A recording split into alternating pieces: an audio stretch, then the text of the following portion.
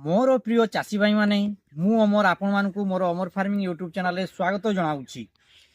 आज मु आपण मानकु लंका चाष को समय रे करिले आपण माने बहुत भल लाभ पाई परिबे एवं आपण माने लंका गछ को किपरि भाबरे ठंडारू रक्षा करिवे एवं आपण माने लंका गछ को किपरि भाबरे सार औषध ए सब मैनेजमेंट द्वारा आपनकर गछ को ठंडारू रक्षा करिवे ए सब विषय रे मु आपण मानकु स्टेप बाय स्टेप कहिबी।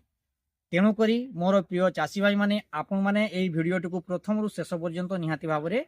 देखिबे। मोर प्रिय चाषी भाई माने मु जो कहली आपण माने लंका गछ को समय रे लगेइबे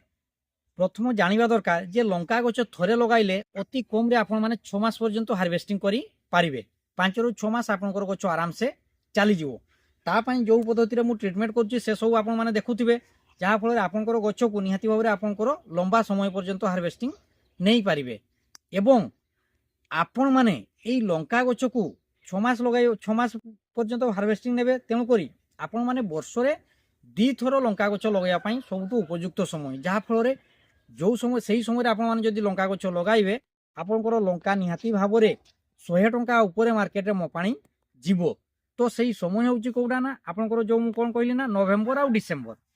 आपण माने एई समय रे जदि लंका गछ लगाइले तेबे आपनकर मार्केट रे जतेले आसीबो जानुआरी बेलू आसो जो फल से आपंकर स्टार्टिंग आपंकर मपाणी 100 टंका उपरे रहिबो। एवं सेहीपरि आपण माने जेमति कि एप्रिल मे जून आपंकर 3टा जो समय रोच एप्रिल मे जून ए 3 मास मध्य आपण माने लगाइबे लंका गछ को जहाँ आपंकर वर्षा पई रहिबो वर्षा काଳରେ ठंडा पर्यंत से फल दबो सेही समय रे आपण माने मध्य 100 टंका उपरे लंका केजी पाइबे। तेणु करी एई 2टा समय रे आपण माने लंका चाष करिया पई बेड प्रस्तुत करिकिना आपण माने लंका गछ लगाइबे जहा फल आपण माने लक्षाधिक टंका रोजगार करि पारिबे। अति कम इन्वेस्ट रे आपण माने लंका गछ रे बहुत भलो लाभ पाई पारिबे।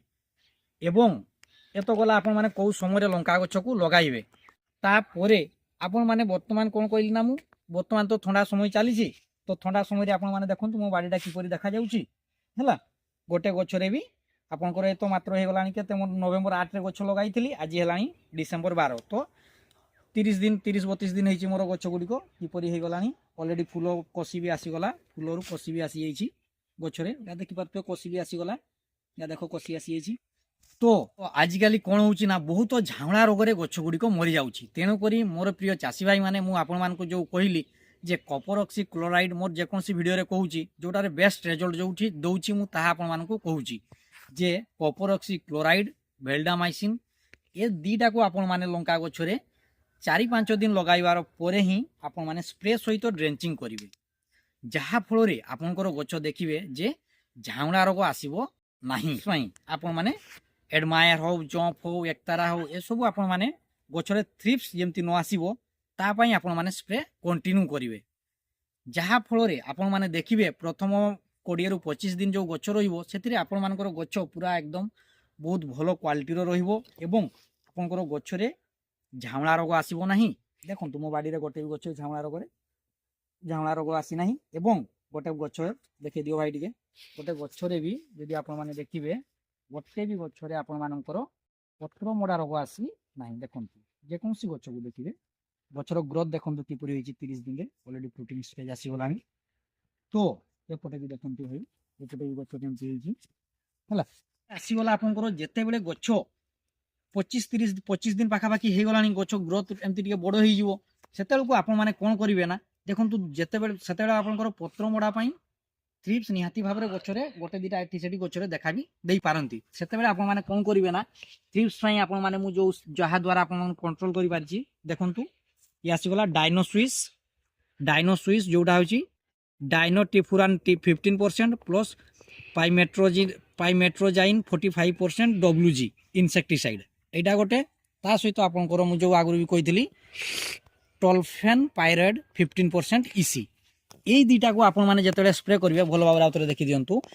यही दुटा को आपण माने जेतेले स्प्रे करिवे ऑल थ्रिप्स आपनकर गछरे आ किछि भी रहिबो नाही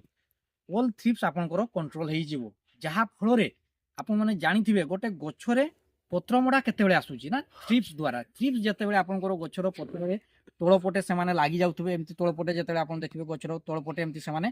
पत्रटी को चषी देवे चुषी देला बेलू कौन हम ना तार सबुज कणिका सब सरीगला पत्रटी ऑटोमेटिक मोड़ी हो जाए सेटा हूँ पत्र मोड़ा रोग तो सही रोग को मुझे जो ये दुईटा मेडिसिन कहली आपण मैंने आगु जो स्प्रे करते से सब करेंगे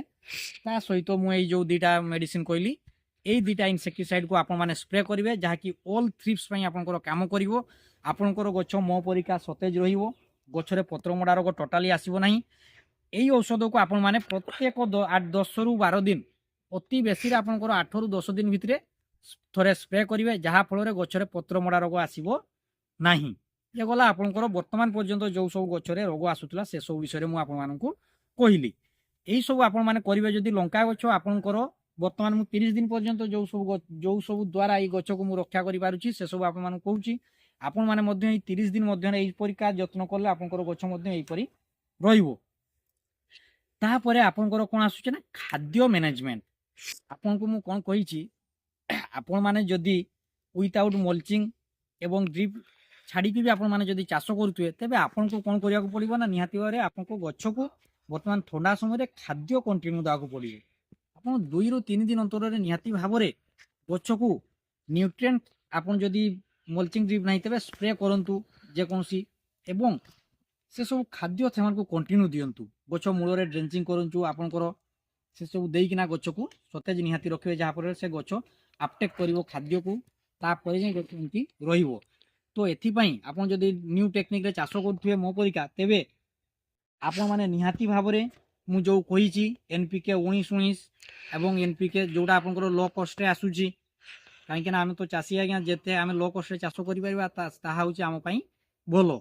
तो जमती कि एनपीके 19-19 आपंकर 130-40 टका केजी आसी जाऊँगी मार्केट में मिल जाऊँगी 052-34 240-50 आसी जाऊँगी केजी से हीपरी आपण मैंने 1261 ए सब आपण मैंने गछरे 2 ରୁ 3 दिन अंतर निहाती भाव में चलांतु आपंकर गोटे एकर 2 ରୁ 3 केजी 2 केजी चलैले भी काफी 2 केजी चलै पारे गोटे एकर मोर बर्तमान 12-1500 पाखापाखि गछ लगी एते मु गोटे केजी दूची तो आपण मैंने निहाती भाव में ठंडा रू रक्षा करने गछ को खाद्य भरपूर देवे खाद्य नदेले गछ ग्रोथ आसब ना कि गछ बर्तमान स्ट्रेस चलीज स्ट्रेस चलीगले गछ आ रहा बहुत गछ बर्तमान खराब हो जाऊँगी तो मोर प्रिय चाषी भाई माने यही सबू मु जो कहली जे आपण माने गछ को किपरि भाव में विभिन्न प्रकार रोग कबल रक्षा करने कौ औषध स्प्रे करेंगे एवं गछरे खाद्य किपरि भाव में आपण माने कंटिन्यू देवे जहाँ फल गछ आपंकर ग्रोथ भल रही आग को बहुत भल रेट आपण माने मार्केट रे पाइबे आपण माने भी जानिथिबे जे लंकार डिमांड आपंकर सबुदिन रोचे तेणुक लंका भी गोटे लाभदायक चाष खाली न जाए खाली बैगण चाष आम टंका करमती नुह आपण मैंने लंका चाष लक्षाधिक रोजगार करें प्रिय चाषी भाई माने मु जो आपण मानकु कहली यही सबू द्वारा आपण मैंने लंका चाष करूँ मु बर्तमान 30 दिन रहीदेली मु 30 दिन किपरि भाव में गछ को जत्न कली आपण मैंने गछ लगाउथिले भी से सब से 30 दिन यहीपरि भाव में जत्न करूँ एवं आग को यही गछरे मु भरपूर फल किपरि भाव में नेबी से सब आपण मैंने जदि कमेंट रे लिखिबे तापाई आपण मानकु वीडियो माध्यम रे जणाइबी जे कौ कौ हार्मोन स्प्रे द्वारा मु गछरे फल फल आसुची से सब आपण मानकु जणाइबी एवं कौ खाद्य मु चलाउची से सब आपण माने जदि जानिबा पई चाहिबे तेबे मोर वीडियो को निहाती भाव में लाइक और सब्सक्राइब करंतु एवं कमेंट रे लिखंतु जे हमकु एई सब दरकार होची बा गछ गछ आपनकर जदि किछि मात्रा किछि भी प्रॉब्लम होतु से विषय मध्ये आपण माने मते जणाई पारिबे मो द्वारा जेतिकी संभव आपण मानकु निहाती भाव में सहाय्य करिवि।